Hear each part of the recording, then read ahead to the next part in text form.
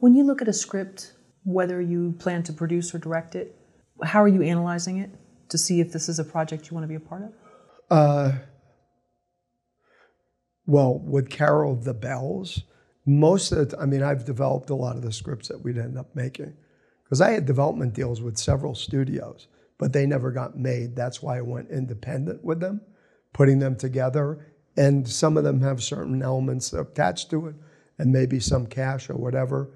But like for Carol of the Bells, I was in Bentonville at the Bentonville Film Festival. And we always make short films at the studios. So up until the time that I was doing like 2 features a year. And then when I started doing the programs, I did a couple of documentaries, but I hadn't done a feature in a while. But at the workshops throughout California, we teach camera, we teach lighting, set building, anything that goes into filmmaking we teach. We develop a short film, and that film becomes the lesson plan for that semester. So we're constantly making content. So I looked at the overall picture. We have 6 studios that have pros working there. And all these students that we've trained, I said, why don't we do a feature? It's time to do a feature. And at the film festival, I had run into a woman named Gail Williamson, who is an agent for folks that are neurodiverse. And we were on the same panel. And I said, hey, do you have any scripts? I'm looking for something that features somebody with a disability that's simple to do. Small cast, simple locations. And that's when I read Carol of the Bells. And it met that criteria. I'm looking to do, because like in Bakersfield, the community works with us. So locations you can get for free. They just open their doors to you there.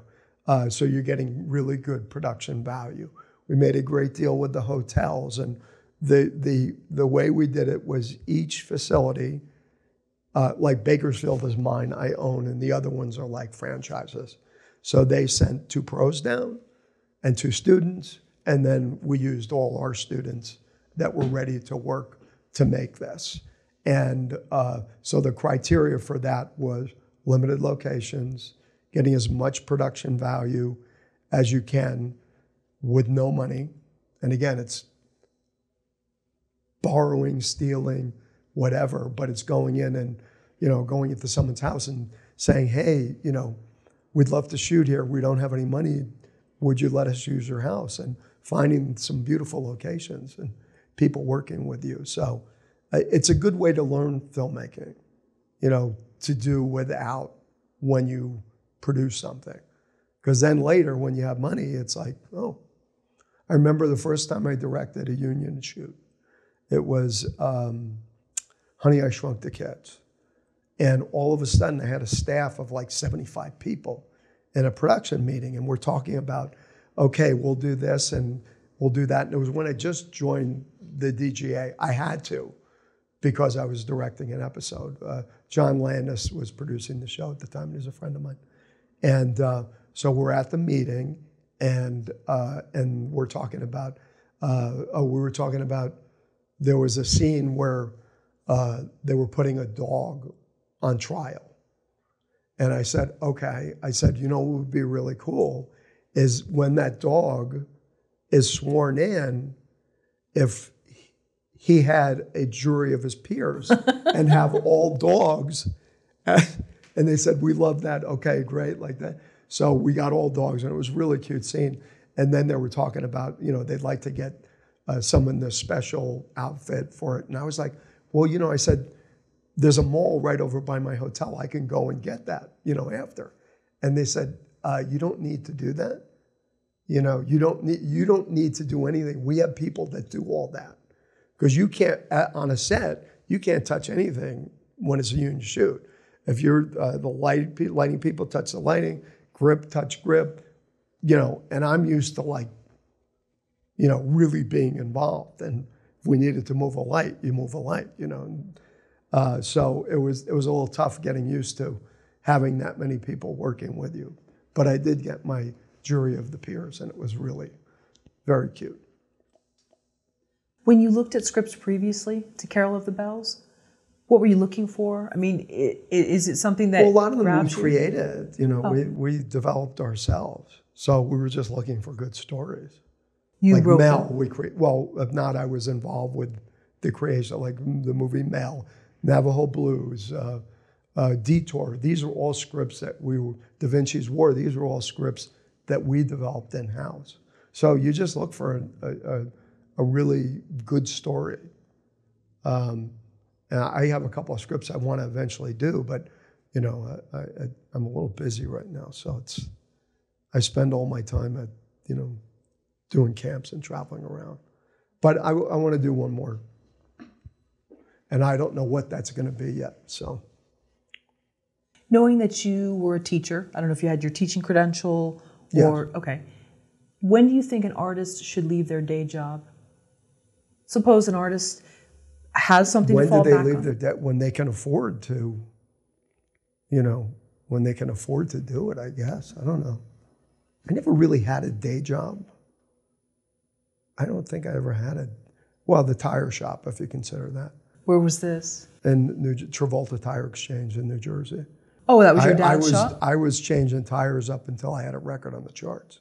Wow. I got a call, and it was Jimmy Einer, and the guy said, "Hey, your record is like 50 with a bullet." And I was like, "Well, tell him I'll call him back. I got to finish balancing these tires." So. And so you're working on that car. What's going through your head at that moment? Well, it was pretty exciting, to have a charting record. That's what you hope for when you're an artist. But I was still working at the tire shop. So. And when did you finally say, "Listen, I don't think I'll be putting in as many hours here"? When I moved out to California, I was still putting in to help out my dad and stuff like that. So. Did you drive out? Excuse me? Sorry, did you drive out? Did you drive or you flew? No, we flew out, and I remember I was stopping I had a development deal with Paramount. We stopped in Vegas to do the Jerry Lewis telethon. And then we moved right there, and then I started Sunnyside shortly after that. Where was your first apartment? It was in Westwood, and we got robbed. So we moved to Beverly Hills, and we got robbed again. So we moved further into Beverly Hills. Yeah, it was like crazy. It was great. We got robbed like twice. Was there like a rash of like burglaries or what?